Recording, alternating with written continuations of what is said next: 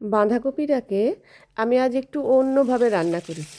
বাঁধাকপিগুলো কুচিয়ে নিয়েছি, আর এদিকে সর্ষের তেলের মধ্যে জিরে, তেজপাতা, শুকনো লঙ্কা ফোড়ন দিলাম, দিয়ে একটু আদা গ্রেট করে দিয়েছি, টমেটো আর কাঁচা লঙ্কা দিয়ে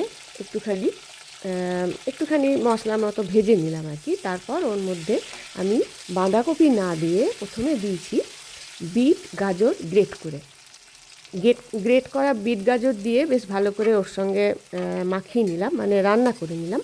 করার পর আমি এবার কড়াইশুঁটি, বাঁধাকপি আর খানিকটা গাজরও একটু কুচি কুচি করে নিয়েছি, নিয়ে তারপর ওর মধ্যে দিয়েছি, মানে গাজর কুচি, বাঁধাকপি কুচি আর কড়াইশুঁটি। এবার আমি সমস্তটা বেশ ভালোভাবে রান্না করে নিচ্ছি।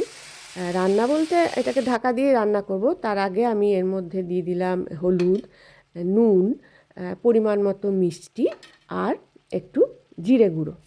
তারপর এটাকে আমি বেশ ভালো করে মাখিয়ে কম আঁচে ঢাকা দিয়ে দিলাম। এর থেকে নিজে নিজেই জল বেরিয়ে রান্না হয়ে যাবে। তারপর যখন জলটা শুকিয়ে যাবে তখন আমার রান্না কমপ্লিট হয়ে যাবে।